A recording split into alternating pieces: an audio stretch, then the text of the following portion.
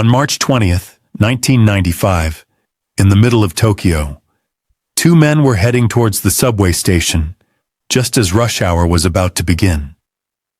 They stopped at a convenience store. The driver bought 2 newspapers, and the passenger grabbed gloves, a knife, tape, and sandals. They continued on their way, and the driver got off, leaving the passenger in front of the train station. The train was arriving soon. The passenger got on the front car of the train. After 3 stops, he took a package from his bag and threw it onto the floor. The package was wrapped in the newspapers they had bought at the store. With the sharp end of his umbrella, he punctured the package several times to ensure it wouldn't leak. The liquid inside the package was the infamous sarin gas, one of the deadliest nerve agents on Earth. This attack took place during rush hour in the morning, and Tokyo was hit with a nerve agent attack. Emergency hotlines were flooded with calls. People were dying inside the subway trains. The person responsible for this act was named Ayako Hayashi, one of 5 individuals who, together, released around 5 liters of sarin gas inside 3 subway lines, Chiyoda, Hibiya, and Marunouchi. Lines that intersected at a single point, the heart of the Japanese government. The attack was ordered by a blind man, obsessed with paranoia, but also a man with $1 billion fortune, a stockpile of chemical weapons, and hundreds of devoted followers ready to use those weapons at his command. I'm Antoni, and welcome to a world where truth is stranger than fiction. They say all stories sound the same, but not when I tell them. If you enjoy uncovering hidden mysteries, make sure to support the video, subscribe to the channel, and hit the bell so you never miss a story.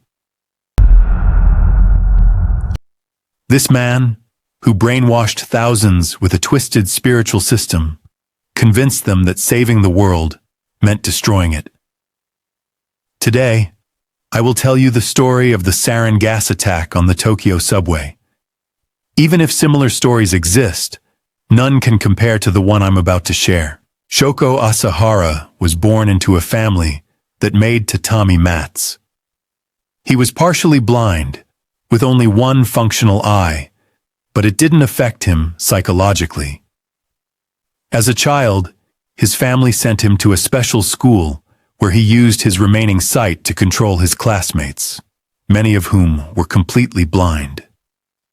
As a young boy, he would organize fights between other students and help some of them go into town for outings. However, he wasn't really helping them. He took advantage of them, taking money and services in return. Teachers described him as kind to some and cruel to others.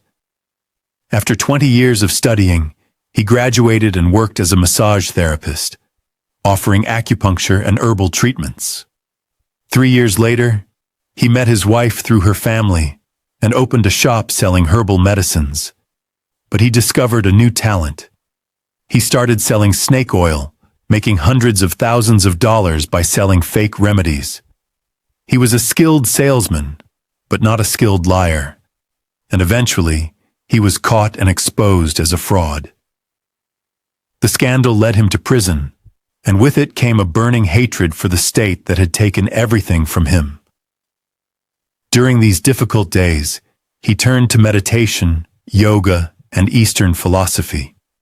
He embraced concepts like karma and penance and began developing his own spiritual interpretation. Eventually, he founded a new venture, a yoga school, later a company, spreading his teachings to the masses. Asahara portrayed himself as a spiritual leader, claiming that he was the light and that he would lead the armies of the gods to establish a kingdom of Shambhala. His image began to grow in popularity. He appeared in magazines, sometimes floating in the air, and other times pictured with renowned spiritual leaders. He even gave bizarre interviews in which he claimed to have been told that he was the god of light, destined to lead the final war for the world's salvation. Slowly, his following grew. He became known as the leader of a religious movement called Aum Shinrikyo, which promised to combine science and spirituality to save the world. However, his followers weren't ordinary people. They were scientists, doctors, and academics from Japan's most prestigious institutions. Asahara's followers were the intellectual elite, chemists, physicists, and doctors, all eager to build a new, superior Japanese civilization after the end of the world. They believed Asahara was the center of this new world order. Aum Shinrikyo wasn't just a religious movement. It was a well-organized cult.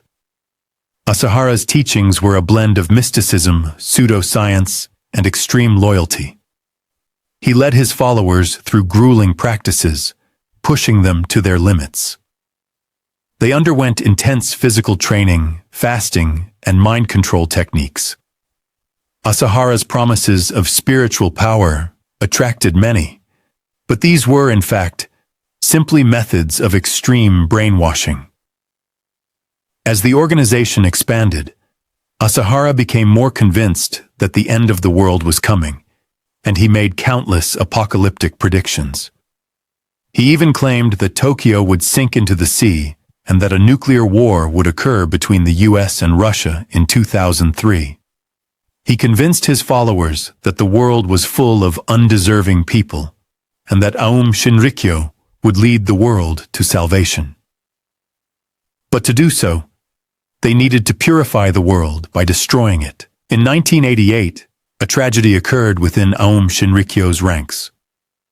One of his followers, Shoji Taguchi, began showing signs of mental distress, and when he threatened to leave the group, Asahara ordered his execution. This was the first murder carried out by the cult, and it set a terrifying precedent. The organization's leaders became increasingly ruthless, executing any followers who threatened to expose their secrets. Aum Shinrikyo's financial empire was growing.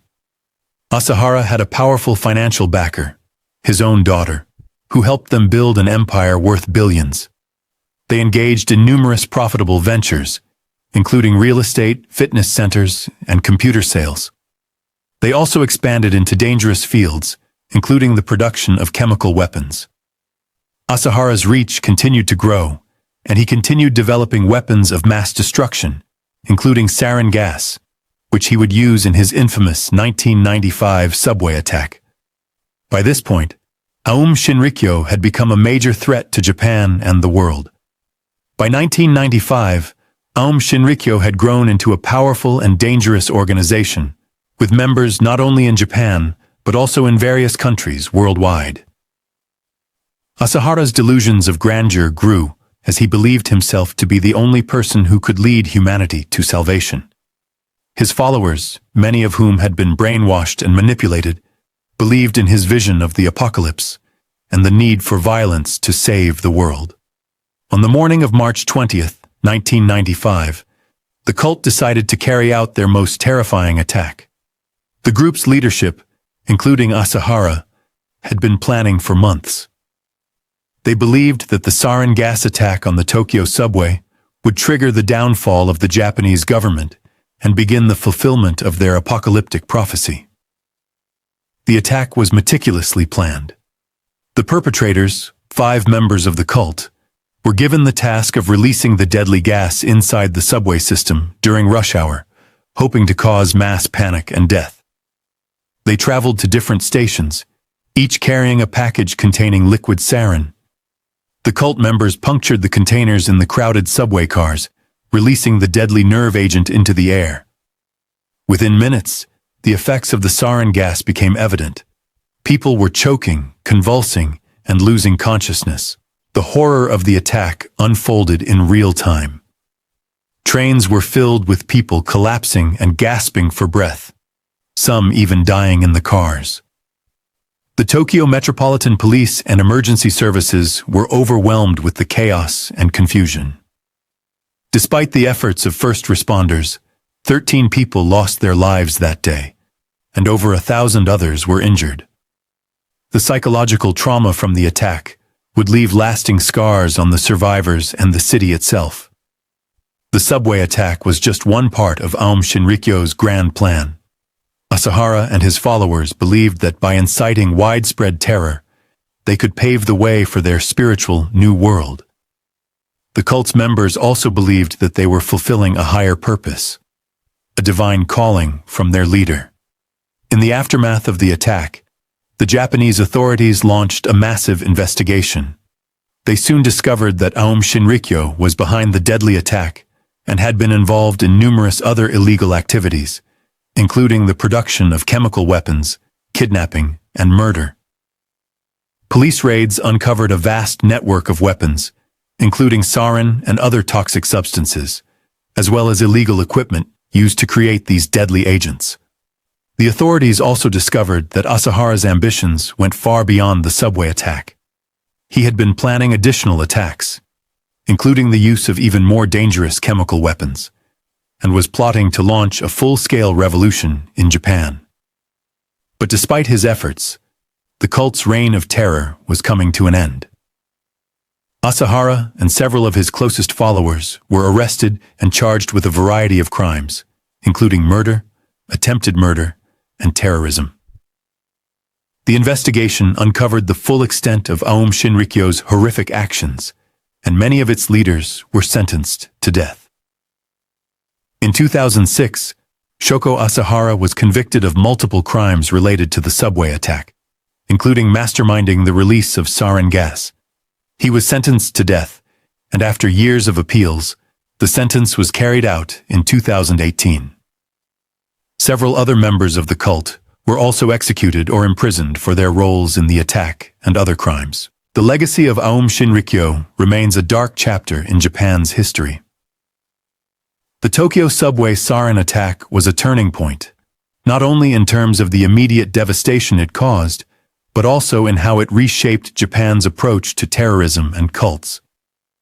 It led to stricter anti-terrorism measures and a renewed focus on preventing the rise of similar groups in the future. Despite the cult's disbandment, its impact continues to be felt. The survivors of the attack, as well as the families of the victims, carry the emotional scars of that fateful day.